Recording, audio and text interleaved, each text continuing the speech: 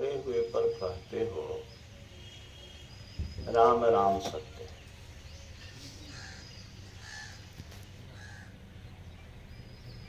आज ही समझ न लो,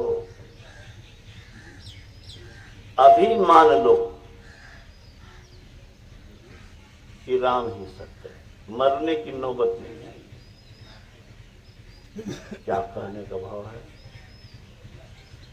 अभी मान लो कि राम ही सत्य है, मरने की नौबत नहीं आएगी। हम लोग मानते कहाँ हैं? हम लोग तो झूठ को सत्य मान रहे हैं, शरीर को, परिवार को, धन को, इसी सब को न सत्य मान रहे हैं। अगर नहीं मान रहे हैं तो इसके पीछे का कल क्यों है?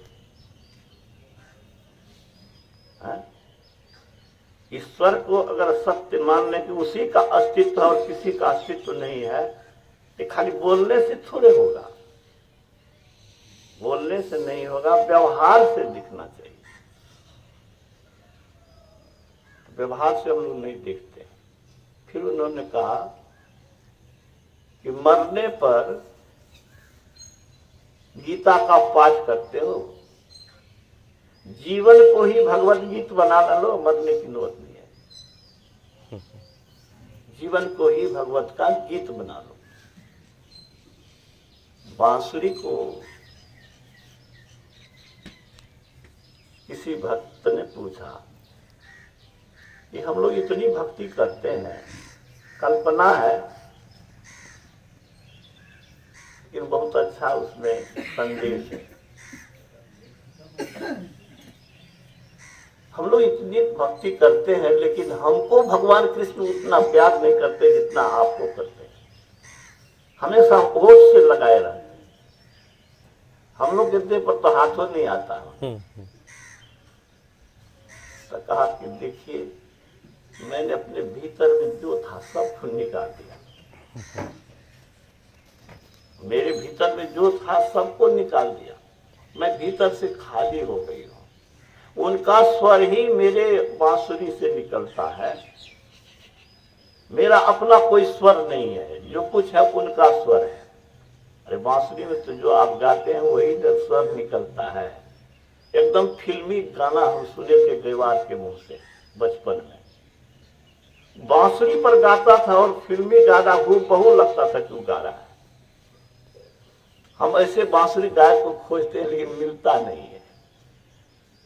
बड़ा प्रेम एक आध बार कहीं मिला किसी महाधिवेशन में, फिर नहीं मिल रहा है।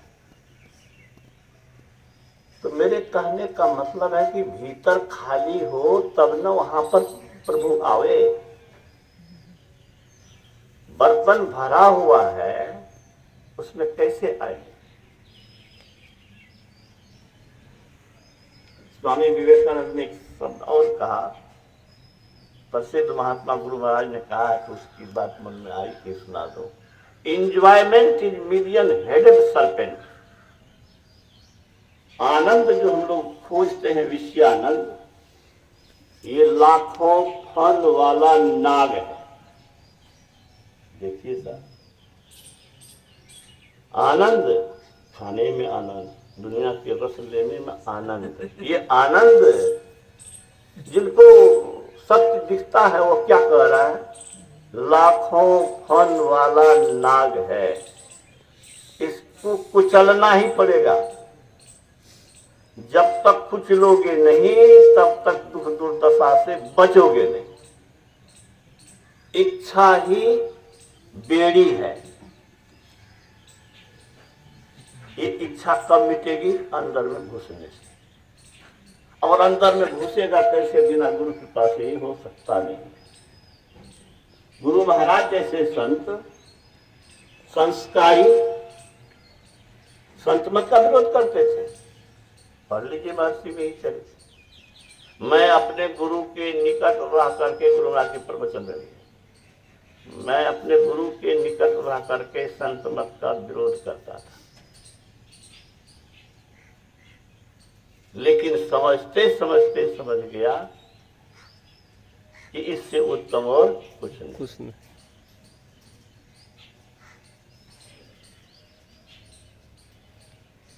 तो गुरु महाराज भी भटकाओं में थे। गुरु जब सच्चे गुरु नहीं मिले, सच्चा ज्ञान नहीं मिला, बिजली सामने में है, जो जानता नहीं है वो छुएगा, उसमें जब के मर जाए। हम नहीं जानते थे।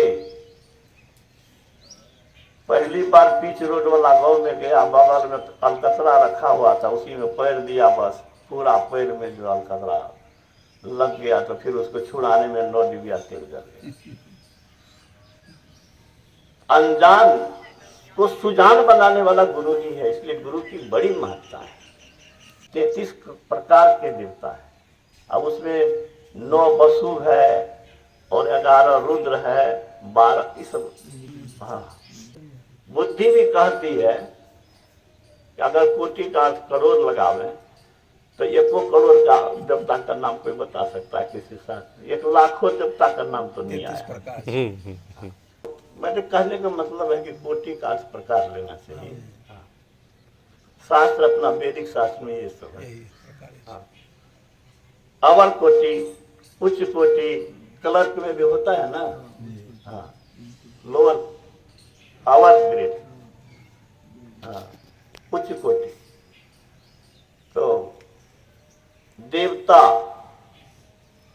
गुरु महाराज कहते हैं कि कुछ लोग देवता को पूजने से वंचित नहीं हो रहे हैं। वो सोचते हैं कि तो देवता को नहीं पूजेंगे तो लक्ष्मी नाराज हो जाएगी, दुर्गा नाराज हो जाएगी, शिव जी को भजते थे, शिव जी नाराज हो जाएंगे।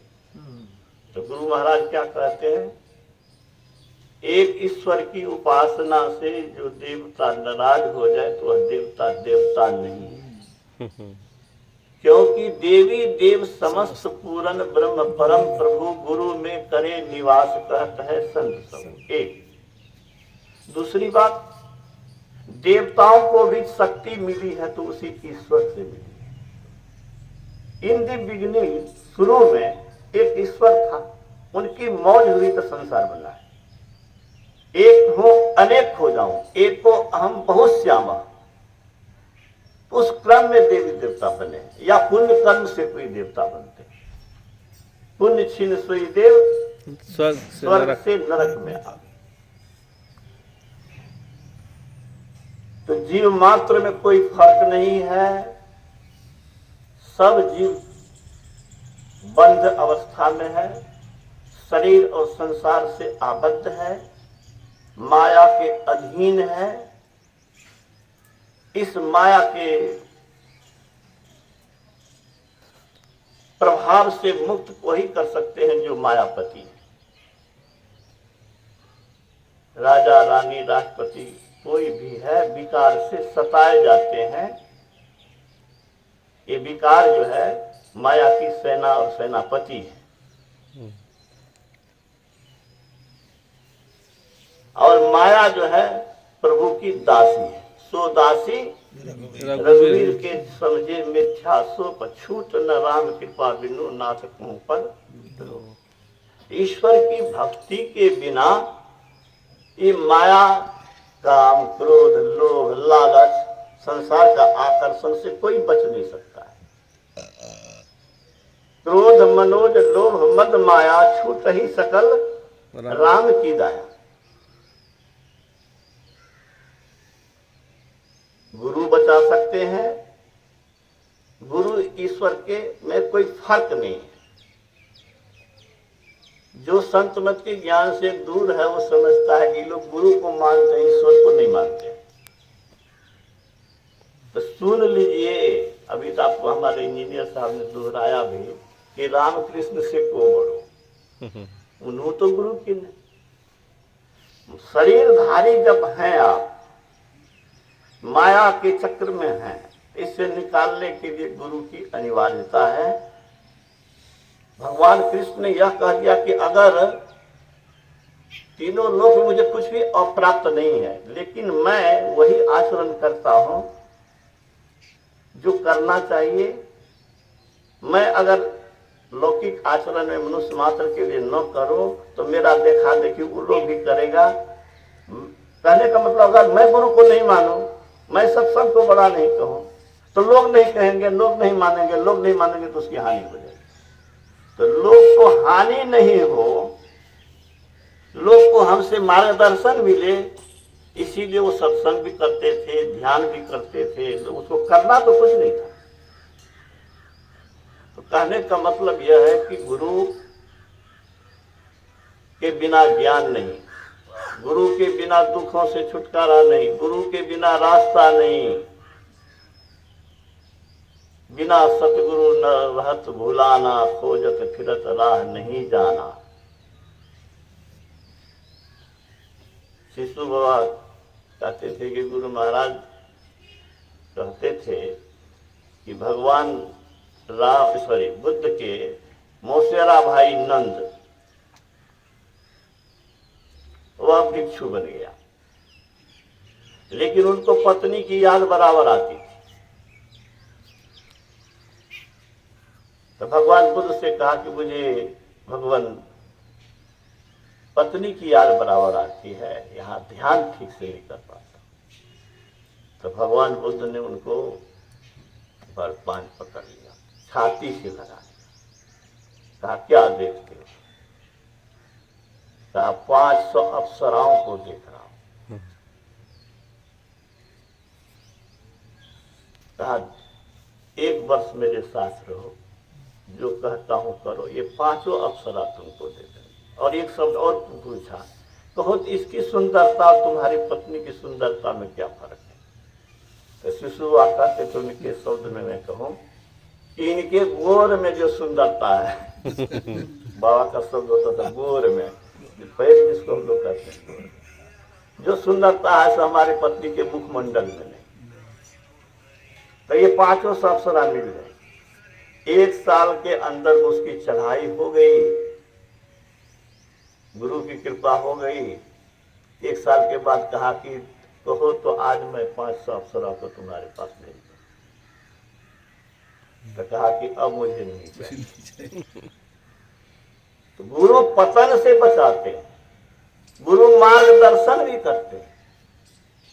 तन मन आत्म रक्षक हैं गुरु, गुरु ही के नाम एक लेव है। गुरु दाता दयाल, वो काटे जम जाल, पल में कर दे निहाल भजो साधु।